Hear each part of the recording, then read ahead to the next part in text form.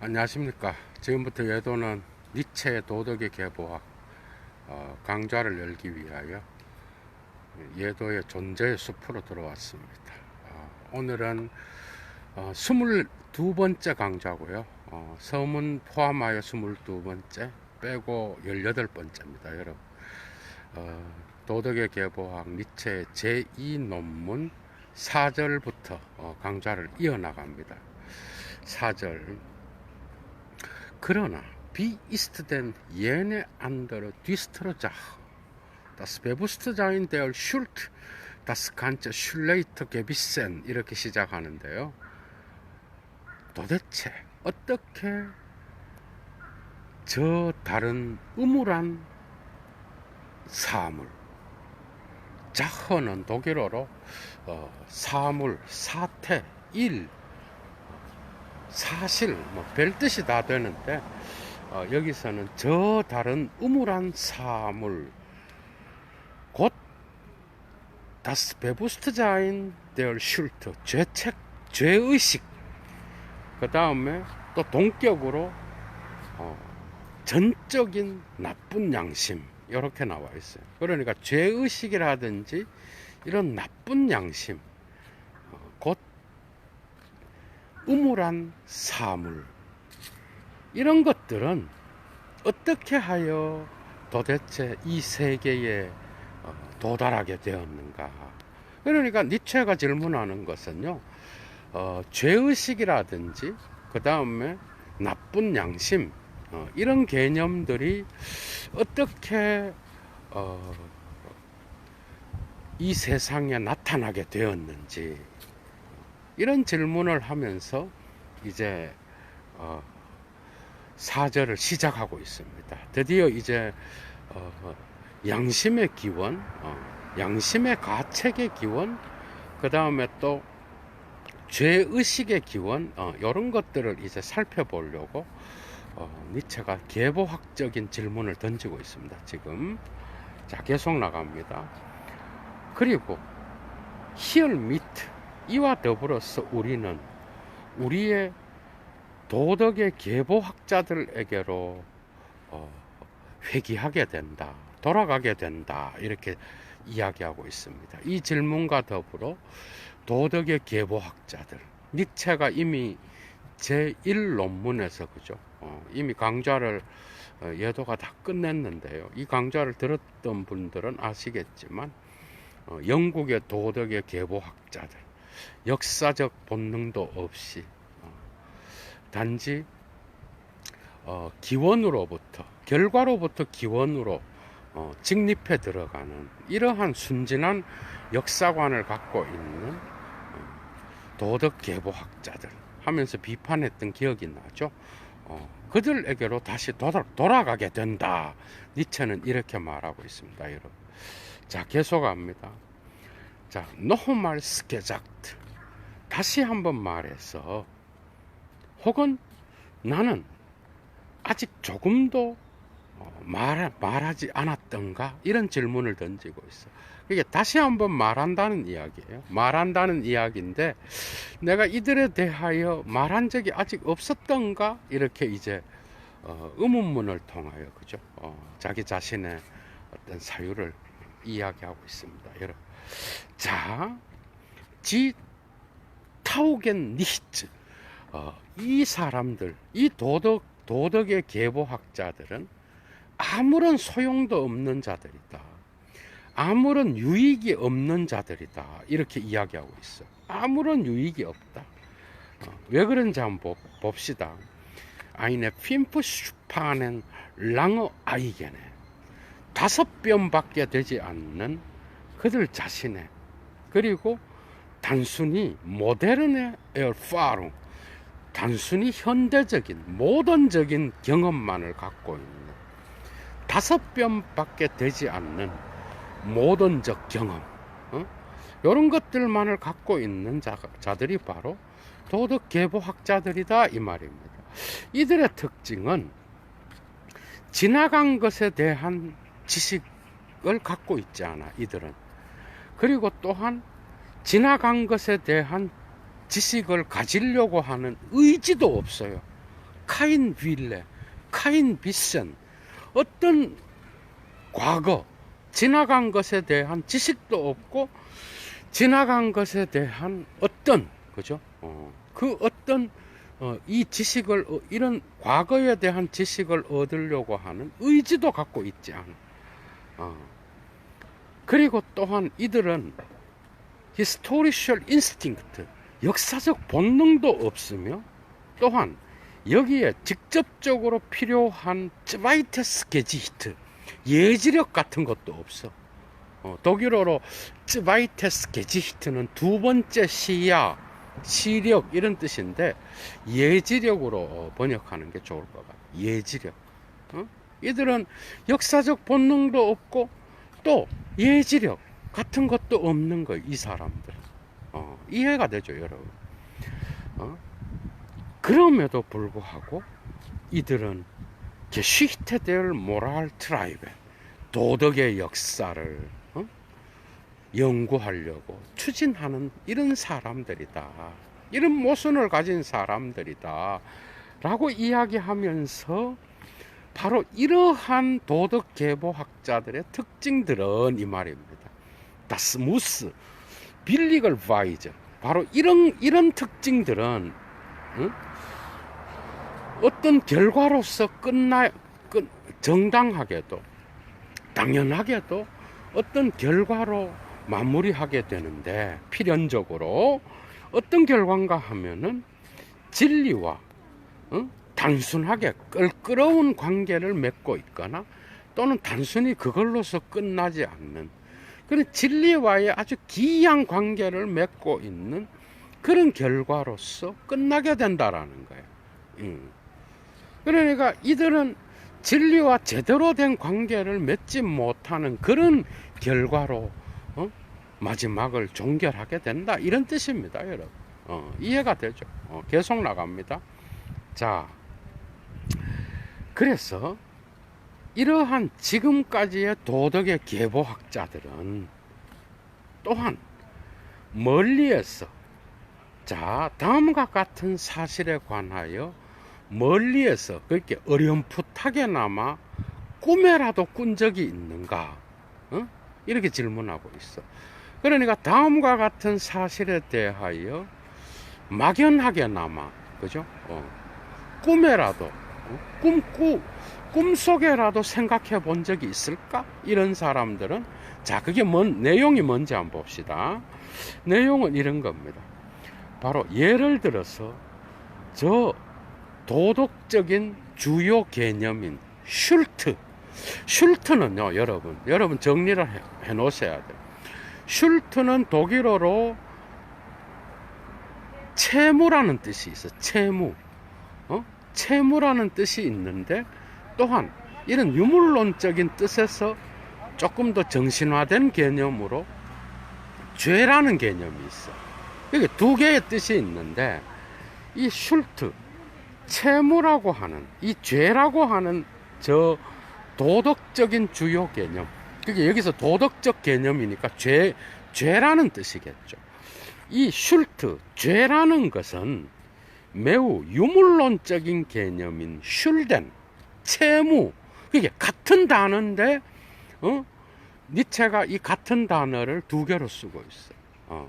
그러니까 채무라고 하는 개념으로부터 유물론적인, 그것의 출처를 획득했다고 하는 것, 이런 것들에 대하여 도덕 계보학자들은 꿈속에서도 생각해 본 적이 없는 자들이다, 지금 이렇게 말하고 있어. 그게 니체의 주장이겠죠. 이거는 니체가 볼 때에 죄라는 개념은 바로 채무라고 하는 유물론적인 그런 개념으로부터 출발했다, 지금 니체가 이렇게 말하고 있고요.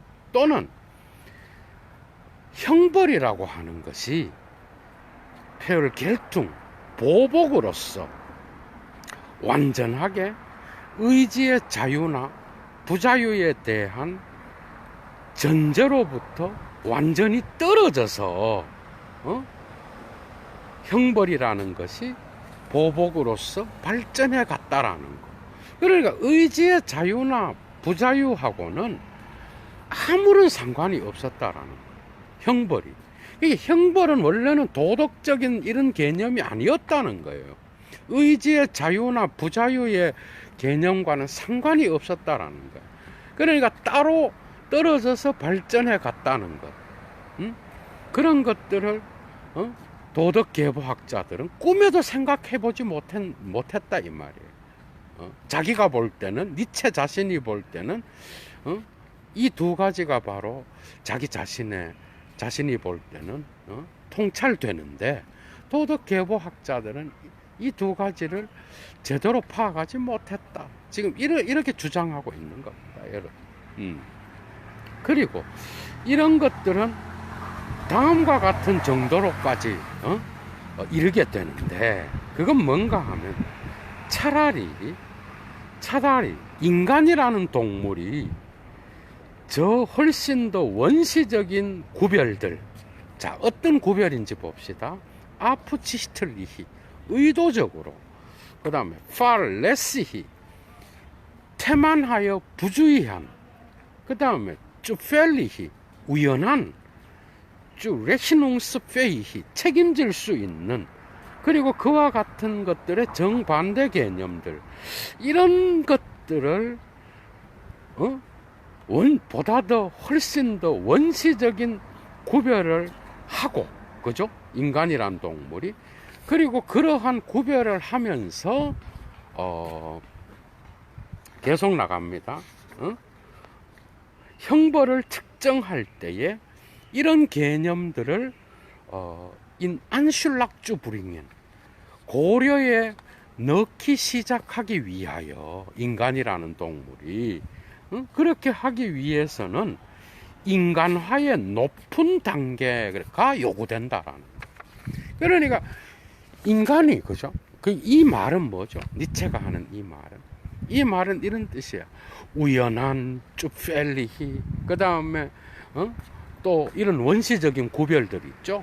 그러니까 책임질 수 있는, 그 다음에 또 다시 보면은 그 다음에 팔레시히, 부주의한, 아프지히틀리히, 의도적인, 이런 단어와 또 정반대의 뜻으로 표현될 수 있는 이런 개념들을 원시적으로 구별할 수 있도록 하기 위해서는, 그래서 그것을 형벌을 측정하는 데에 이런 개념들을 고려에 넣는 그런 단계까지 이르기 위해서 인간화의 단계가 필요했다. 이해가 되죠? 그런데 이런 인간화의 단계를 파악하는 게 바로 니체의, 그죠? 니체의 계보학의 과제겠죠. 니체의 계보학의 과제겠죠. 그게. 그러나 도덕 계보학자들은 바로 슈투페 데어 멘슐리흉, 그러니까 인간화의 단계를 건너뛰고 사유했다. 지금 이렇게 니체는 이야기하고 있는 거예요, 여러분. 자, 그래서 아마도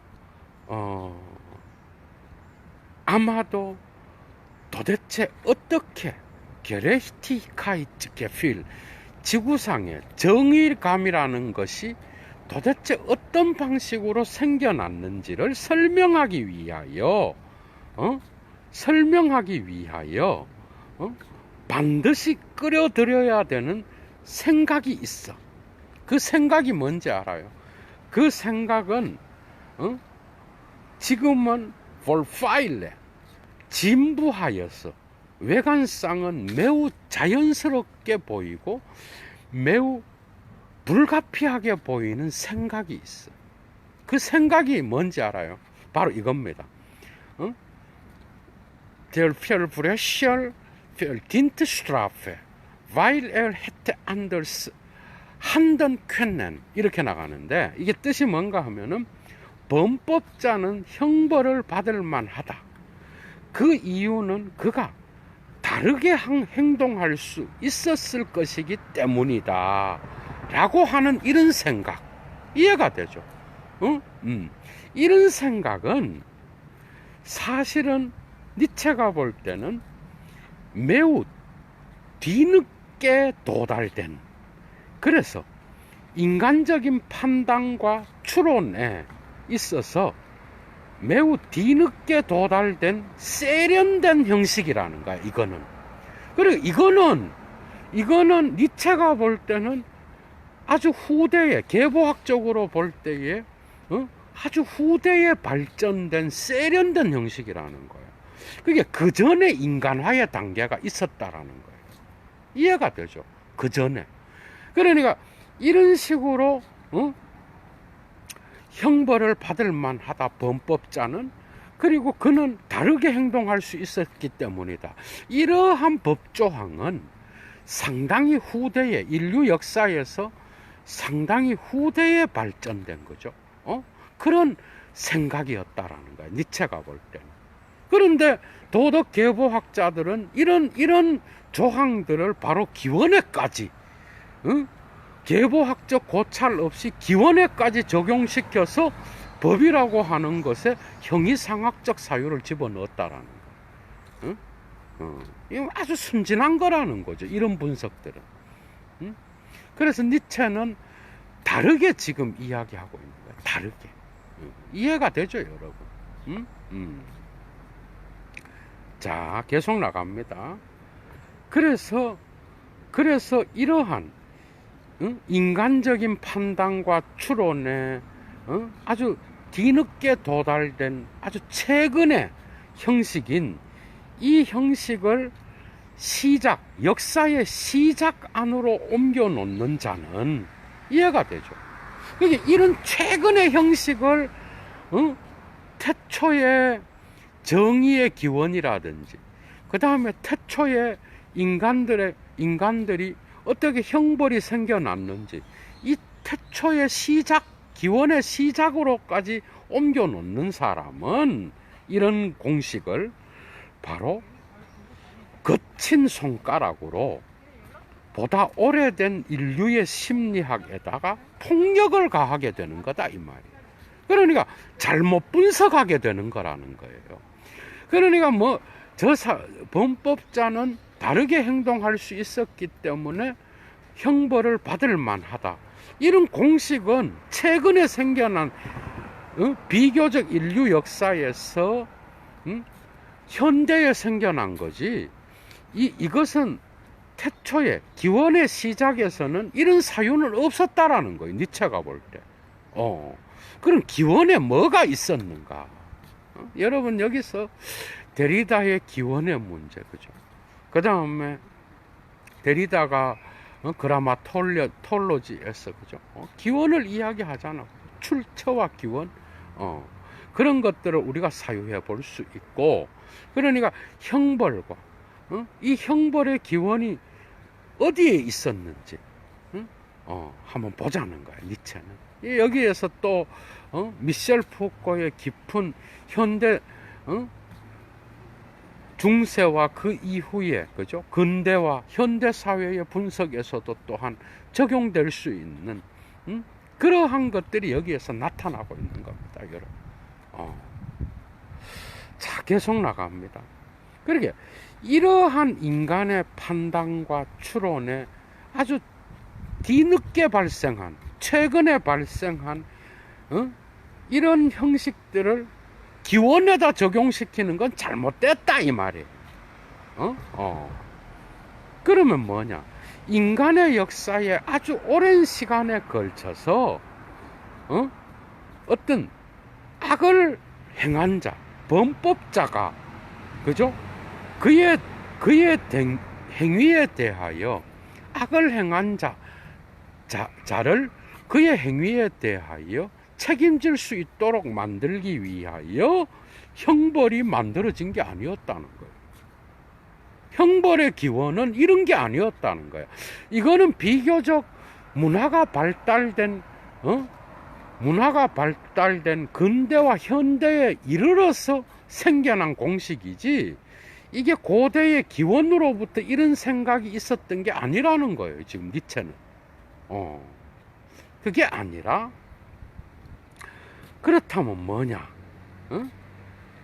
책임이 지도록 하고, 또한 뭐죠? 죄를 지은 자가 벌을 받아야 된다고 하는 전제 아래에서 형벌이 나타난 게 아니라는 거예요. 그럼 니체의 계보학적인 어떤 분석은 뭐냐? 차라리 그 분석을 보면 여러분들이 깜짝 놀랍니다. 그러면 그 기원이 뭐냐? 형벌의 기원이 차라리 요즘 부모들이 그들의 아이들을 벌하는 것처럼 그렇게 고통당하는 어떤 해가 있을 거 아니야? 잘못을 하면은 해를 입혔을 거 아니에요. 그 해에 대하여 가해자에게 쏟아지는, 그죠? 어떤 분노에서 형벌이 나왔다라는 거예요. 니체가 볼 때 이해가 되죠. 그러니까 상당히 이성적인 근거에서 나타났다라기보다는 어떤 어린 아이가 잘못했을 때 엄마가 아니면 부모가 벌을 주듯이 그런 방식으로 어떤 잘못한 자의 고통스러운 샤된 해가 있겠죠. 그죠?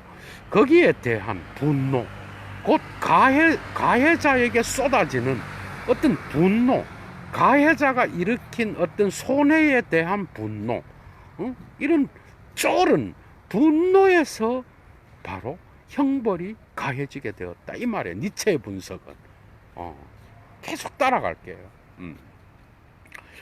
그러나 이 분노는 바로 모든 손해는 어떤 점에서 어떤 그것의 등가물을 갖고 있다라는 거, 에크비발렌트. 그러니까 그것에 대한 상응하는 어떤 등가물을 갖고 있다라는 거예요. 이해가 되죠? 손해는 거기에 대한 등가물을 갖고 있으며, 그리고 실제로 그 가해자의 고통을 통하여 되갚아질 수 있다라는 바로 그 생각을 통하여 이 분노는 한계 제한되어지고 또한 변경되기도 했다는 거예요. 이해가 되죠? 그러니까 뭔 말인가 하면은 해를 가한 가해자가 있고 이게 이제 일종의 빛을 진자겠죠. 그 다음에 해를 입은 피해자가 있는 거예요. 피해자가 가해자에게 특정한 손해를 입었다면 그 손해에 대하여, 그죠? 그 손해에 대하여 뭔가를 되갚아야 되는데, 옛날에는 형법 제도가 세련되지 않았을 때에는 어떤 거기에 대한 등가물이 정해졌다라는 거예요. 고대에는 그 등가물이 바로 가해자에게 육체적인 슈메얼츠, 고통을 가하는 거였다. 그 고통을 보고 피해자는 거기에 대한 등가물을 얻는다, 이렇게 생각했다라는 거예요. 그러니까 그 등가물은 오늘날의 형법 제도에 맞추어져 있듯이 그렇게 세련된 형식이 아니었다라는 게 바로 니체의 견해입니다, 여러분. 이해가 되죠? 이 계보학 계속 나갑니다, 여러분. 예도가 그래서 이러한 우월알터, 아주 오래되고 티프 개부월 젤터, 그러니까 아주 깊이 뿌리 박혀 있으며 필라이트, 아마도 현재는 더 이상 아우스 로트바레 더 이상 근절할 수 없는, 뿌리 뽑혀질 수 없는 이러한 생각은 그것의 힘을 어디에서 획득했던가? 이렇게 질문하고, 이 생각은 바로 줄 빡빡 치십시오. Die Idee einer Äquivalenz von Schaden und Schmerz, 어떤 손해와 고통의 등가물에 대한 관념이라는 거예요. 이해가 되죠? 어떤 손해가 있었으면은 손해는 누구의 편에 있는 거야? 피해자죠. 그러면 이 손해를 입힌 가해자가 있을 거 아니야? 쉐디거가. 그럼 그 가해자는 거기에 대한 등가물로서 육체적 고통을 거기에 대한 등가물로서 당해야 됐다라는 거예요.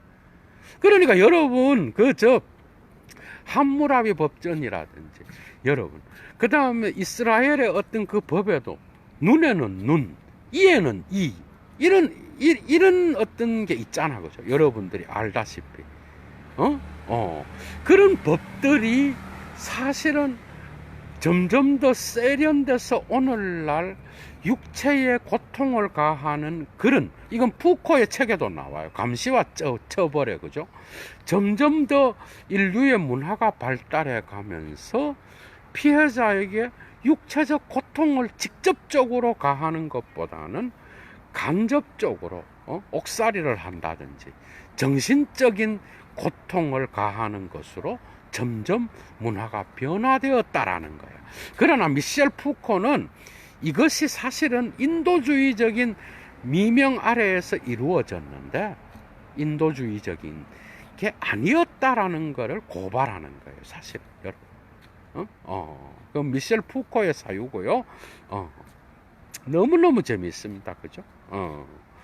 그래서 그 등가물이 있었다라는 거예요. 그게 고대에는 육체의 고통을, 그러니까 해를 입힌 자가 있다면 그 해를 입힌 자에게 육체적 고통을 직접적으로 주는 방식으로 그 형벌이 가해졌다라는 거예요. 니체가 볼 때는.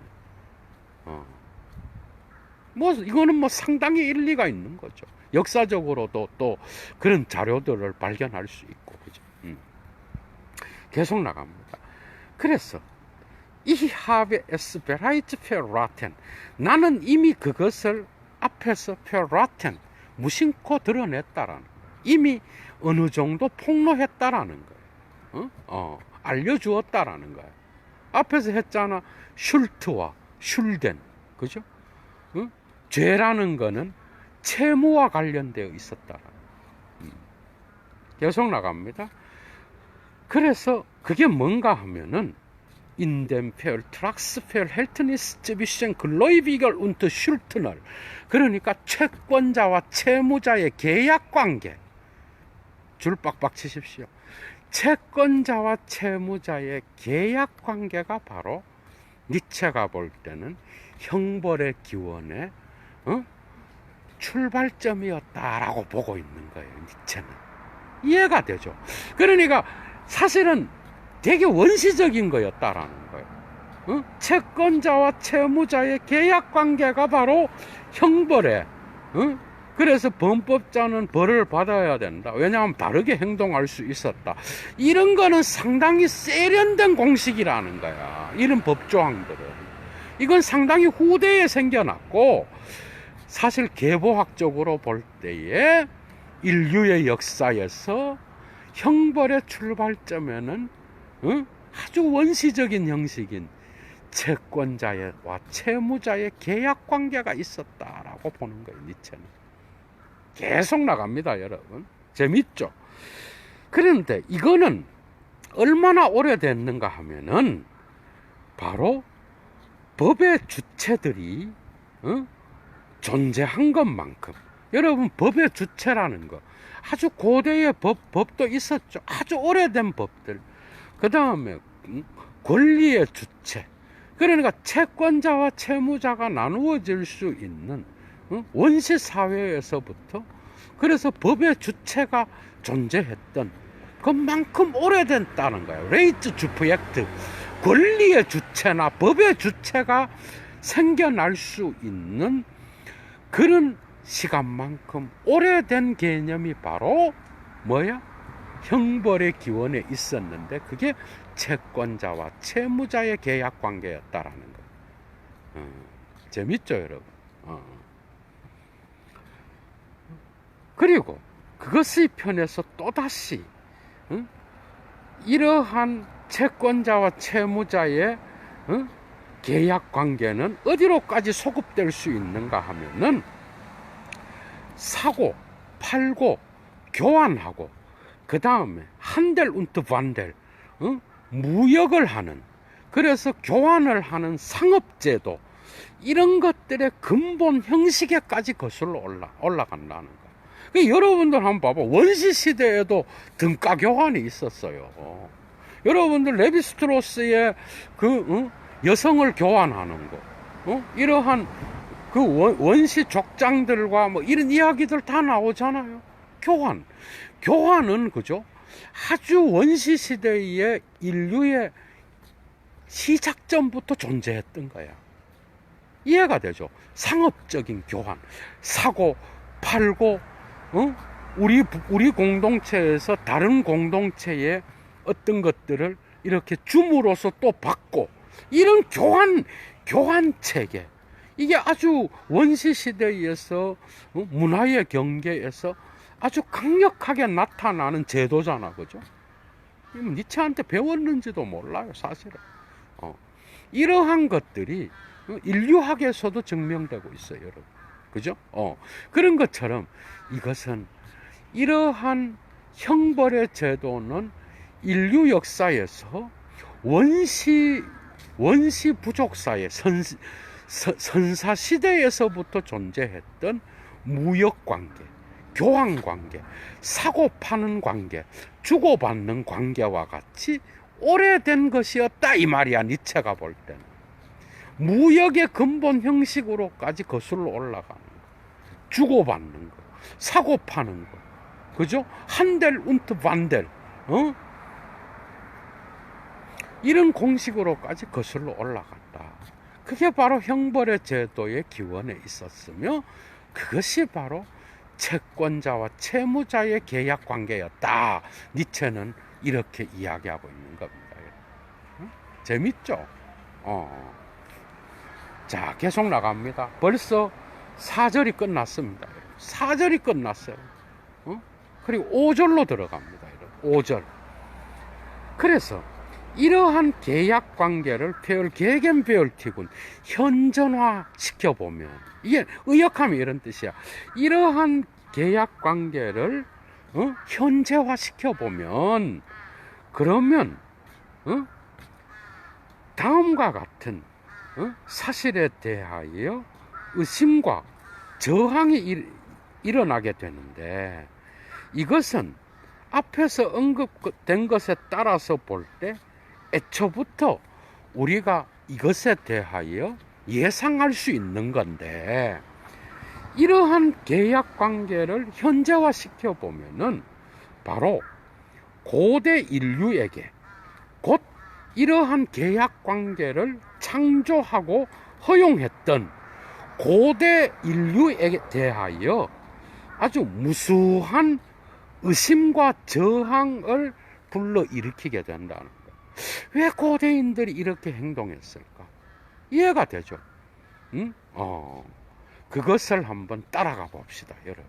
이 계약 관계를 우리가 깊숙이 현재에 적용시켜 보면, 이 고대 인간들에 대하여 우리는 의심을 갖게 되고 저항하게 된다, 이 말이에요. 얼마나 잔인한 게 문화의 기원에 있었는지 니체를 따라서 분석해 봅시다. 자, 여기에서, 이 기원에서, 이 고대 인간들의 계약 관계에서 바로 약속하는 일이 일어나는 거예요. 페르시프로헨이 일어나는 거예요. 약속이 비로소 그 약속이라는 개념이 적용되기 시작하는 거예요. 이 계약 관계에서는 약속되는 일이 있었어요. 약속.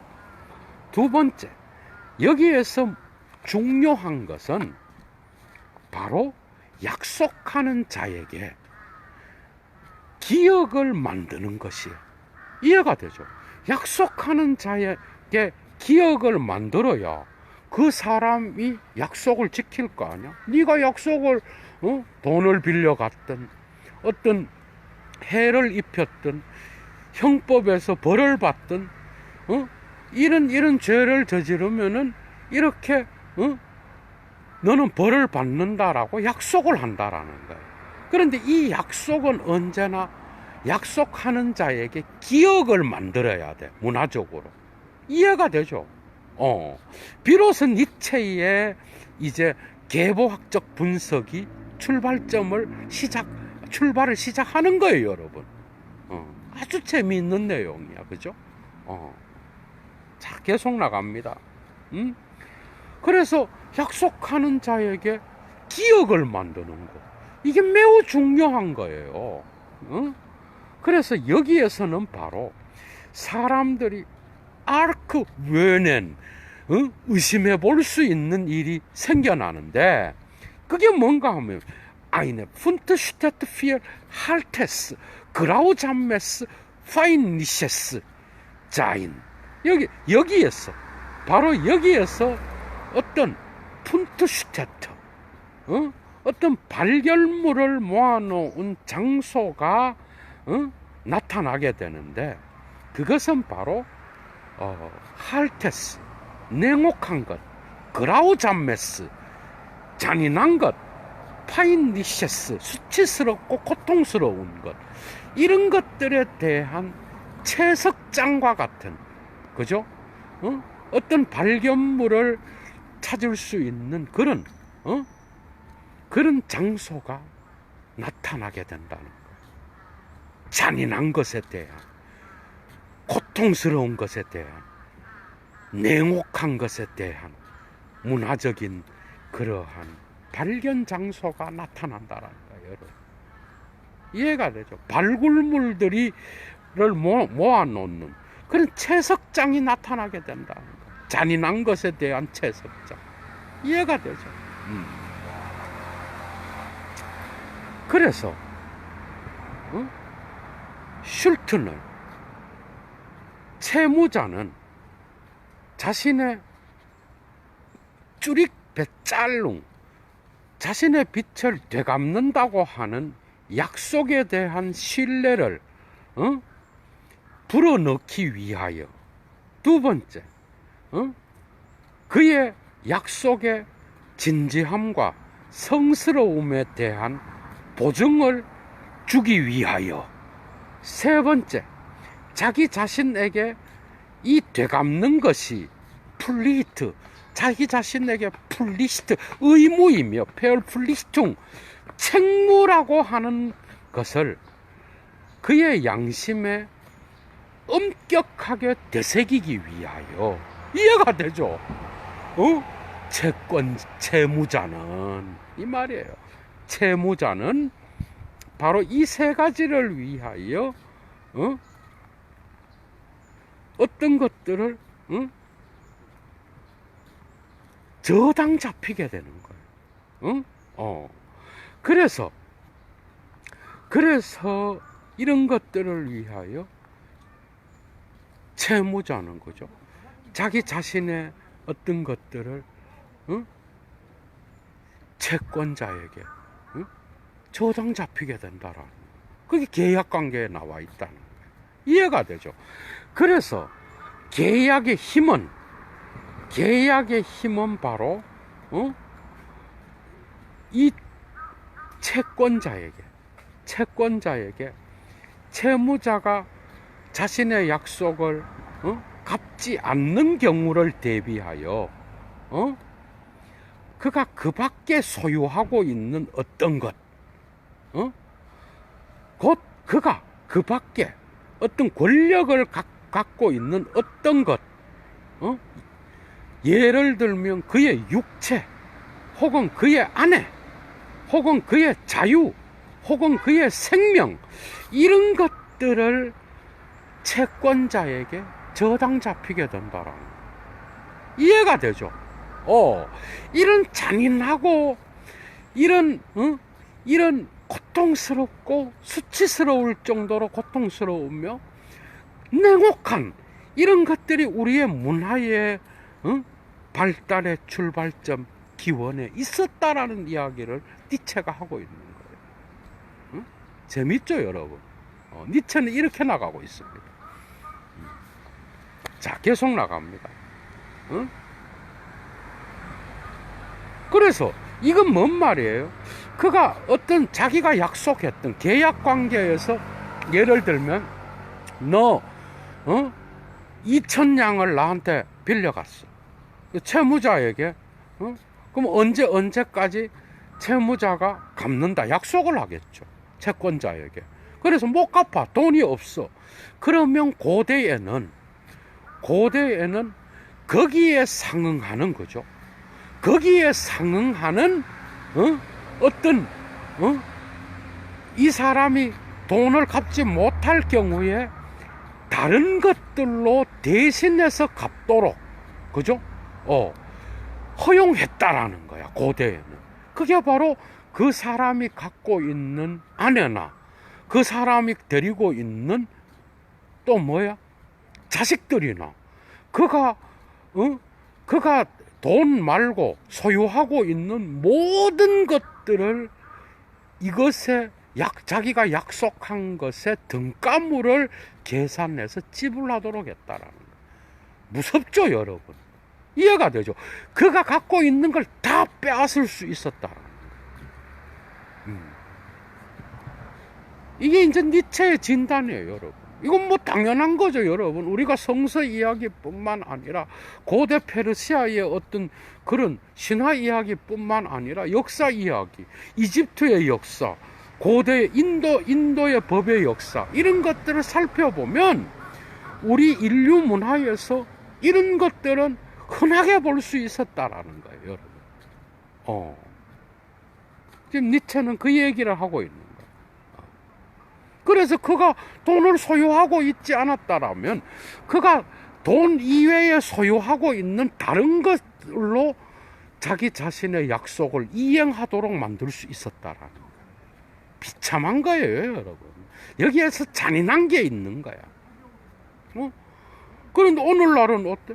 오늘날 현대에는 이게 적용이 안 되잖아요. 그가 돈으로 못 갚아도 그 사람이 그의 아내라든지 그가 소유하고 있는 다른 걸 빼앗을 수가 없는 거예요. 이해가 되죠? 연좌제라고 하는 여러 가지 뭐 생각해 볼 수 있죠. 법적인 것들을. 그죠? 우리가 고대에는 이랬다라는 거예요, 여러분. 자, 계속 나갑니다. 또는 특정한 이제 갈로 안에 니체가 아주 재미있는 설명을 하고 있어요. Unter bestimmten religiösen Voraussetzungen selbst seine Zierlichkeit, sein Zielen Heil zuletzt gar den Frieden im Grabe. 이렇게 나가고 있어요. 이게 뭔가 하면은 특정한 종교적 전제 아래서는 심지어 그의 축복도 그리고 그의 영혼의 구원도 심지어 마지막으로는 무덤 속에서의 평화까지도 그는 저당 잡혀야만 됐다라는 거. 맞죠? 그래서 우리나라의 속담에도 무덤을 파서 막 우리가 사극 같은 거 보면 그러잖아. 일벌 100개 한다 그러고 막 그러면서 그 조상 막 무덤까지도 막 이렇게 해갖고 파헤쳐 갖고 벌을 주는 그런 걸 우리가 볼 수가 있잖아요. 우리나라 역사에도. 참.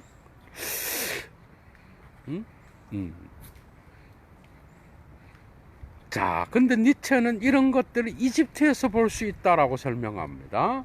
자, 이와 같이 이집트에서 der Reichnam des Schuldners auch im Grave vor dem Gläubiger keine Ruhe fand. 이렇게 나가고 있어요. 이게 뭔가 하면은 이집트에서는 채무자의 시체는 또한 무덤에서조차도 채권자 앞에서 어떤 휴식도 쉼도 얻을 수 없었어.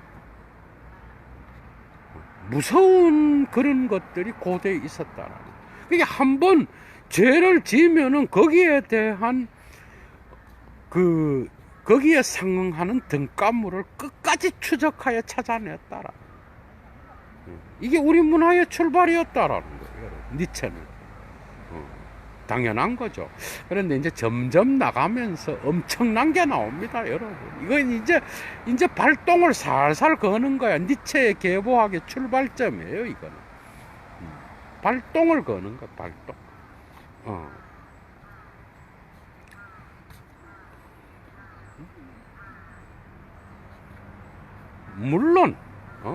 물론 계속합니다. 갈로. 물론 이집트 사람들에게 있어서 또한 이러한 무덤에서 휴식을 하고 쉰다는 것은 종교적으로 엄청난 의미가 있었어. 그러니까 그렇게 하겠죠, 그죠? 종교적으로 의미가 없고 뭐 이미 죽은 사람 뭐 관심이 없다 그러면 이게 벌이 될 수가 없잖아, 여러분. 그죠? 그러니까 이집트 문화에서는 그게 엄청나게 중요한 그러한 무덤에서 쉰다는 거, 루어한다는 거, 이게 엄청나게 중요한 그러한 의미를 가졌다라는 거, 이집트에서. 그래서 종교적으로 그 무덤에서조차도 쉬지 못하게끔 그런 형벌이 이집트에 존재했다라는 거예요, 여러분. 계속 나갑니다. 그러나 특히 콘터델 글로이비글, 채권자는 채무자의 육체에 모든 종류의 슈마하, 능욕과 폴틀, 고문을 가할 수 있었어, 고대에. 이해가 되죠? 제가 뭔가를 이렇게 못 갚는다든지 죄를 범했을 경우에는 채무자의 육체에다가 채권자는 고문을 가하고 능욕을 가할 수 있었어. 참 무섭죠, 그죠? 그리고 예를 들면은 조필다 폰 헤룬털 슈나이덴 알스델 그레서델 슐트 안거메슨 쉰 이래 나와 있어. 자, 뭐가 나와 있는가 하면 채무의 크기가 적절하게 한 것처럼 보이는 그런 정도로 채무의 크기에 따라서 의역하면은 그 육체로부터 고기에 맞는 것만큼을 잘라낼 수 있었다라는 거예요. 참 진짜 이거는 이해가 되죠. 그러니까 이에는 이, 눈에는 눈, 이런 것들이 괜히 나온 게 아니라고, 여러분. 고대 그 창세기에도 나오잖아요. 야곱의 형제들이 복수하잖아. 자기 여동생이 강간당해갖고, 여러분. 그 나오잖아, 그죠? 여러 가지 것들, 눈에는 눈, 이에는 인 거야. 그래서 그만큼의 슐트의 크기, 그러니까 채무의 크기만큼의 살점을 도려낼 수 있었다라는 거. 로마법에도 있었어요, 이게. 야, 여러분,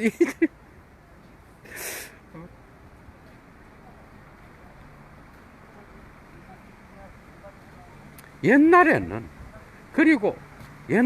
그리고 위버랄 어디에서나 프리짜이티 아주 고대에 이런 시대에는 그리고 어디에서나 이런 관점으로부터 뭐가 존재했는가 하면 정확한 그리고 부분적으로 공포스러울 정도로 세밀한 어떤 개별적인 사지들과 육체의 부분들을 이런 식으로 잘라내고 또 이런 식으로 채무자의 육체의 부분들을 거기에 맞는 등간물을 찾아서 잘라내는 이러한 관습은, 그죠? 이런 관습들은 아주 고대에 그리고 어디에서나 공포스러울 정도로 세밀한 산정, 평가, 등가물을 계산한다는 거예요. 여기서 아프셋중은 이해가 되죠. 그런 것들을 산정하고 그리고 합법적인 산정이 어디에서나 존재했어. 이게 합법적이었다라는 거예요. 법에 적절했다라는 거예요. 쭈레히트, 베슈텐트. 이해가 되죠. 이런 평가들과 이런 계산들이 모든 곳에서 존재했다라는 거야. 니체는. 그래서 도대체 이런 것들로 니체가 여러분들 어디로 데리고 가려고 하는 것 같아요.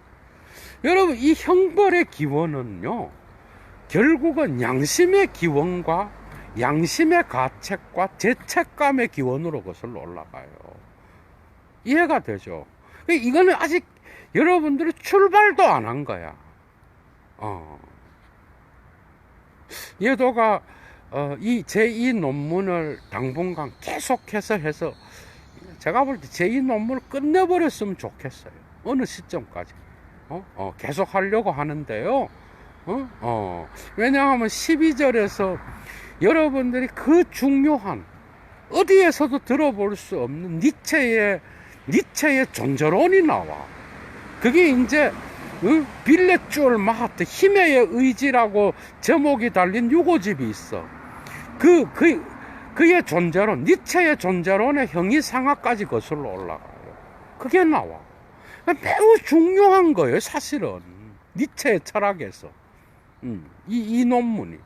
그래서 이것을 당분간 계속해서 읽으려고 합니다, 여러분. 뭐 읽는 게 아니죠. 강의를 하려고 해요. 그러니까 오늘 22번째, 그죠? 서문 빼고 18번째 강좌는 여러분 여기서 마치겠고요. 어쨌든 오늘은 이러한 형벌의 기원, 뭐죠? 딱 단 한마디로 정리하면 범죄자나 죄인이, 그죠? 그가 다르게 행동할 수 있었기 때문에 벌을 받아야 된다. 이거는 아주 최근에 생긴 세련된 법의 형식인데, 영국의 도덕 계보학자들은 이것으로부터 기원으로 직접적으로 올라가서 기원을 파헤치는 거예요. 그런데 도덕의 계보학자들의 이런 순진성은 뭐야? 이러한 기원에는 지금 현재의 법제도를 갖고 기원으로 직접 적용시키는 거는 다 틀릴 수밖에 없다는 거예요, 니체는. 이게 니체의 계보학의 특징이야. 그래서 니체의 역사관은 뭐죠? 계보학적 역사관은 푸코도 이미 이야기했어요. 특징이 뭐야? 디스콘티누이테입니다, 여러분. 불연속성이야. 연속성을 인정하지 않아요, 계보학. 그게 기원으로부터 현재까지 연속적으로 내려온 역사가 아니라는 거예요. 이해가 되죠? 이게 계보학의 핵심적인 뜻이에요, 여러분. 철학적 의미라고. 불연속성. 그래서 기원은 기원으로부터 따로 봐야 되는 것이고, 현대까지 내려왔던 이런 거는 역사의 연속성으로 봐서는 안 된다라는 거예요. 이게 니체의 계보학의 매우 중요한 특징이에요, 여러분. 그래서 그 기원에는 오늘날의 이런 법의 공식을 적용시킬 수 없다는 거예요. 그 기원에는 뭐가 있었느냐? 그러면 엄마가 아이가 잘못했을 때 벌을 주듯이 채권자와 채무자의 계약 관계가 있었고, 그 계약 관계에서 채권자는 채무자에게 자기의 분노를 표출할 수 있었다. 이게 우리의 문화의 기원과 자연의 기원에 존재했다라는 거. 이 기원의 문제, 그죠? 이미 데리다가 여기서 배웠겠죠. 하이데거와의 기원의 문제를 갖고 진리관을 갖고 논쟁을 펼치잖아, 그죠? 이건 데리다의 사유와도 그라마톨로지뿐만 아니라, 그죠? 글쓰기와 차이 곳곳에서 나타나는 기원의 문제의 논쟁과도 연결되어 있다라는 거. 매우 중요한 거겠죠, 그죠? 이런 것들이 여러분들이 철학적으로 오늘 강좌에서 살펴볼 수 있는 내용이다라는 걸 여러분들께 말씀드렸습니다. 좋은 저녁 되시고요. 좋아요와 구독 잊지 마시고, 그 다음에 가능하신 분은 예도TV를 후원해 주시면 이 사막의 철학자가, 그죠? 외치는 데 있어서 아주 큰 힘이 될 것 같습니다. 여러분, 좋은 저녁 되시고, 예도는 당분간 도덕의 개화 이 논문을 가능하다면 끝낼 수 있는 방향으로 나가려고 합니다. 자, 주스!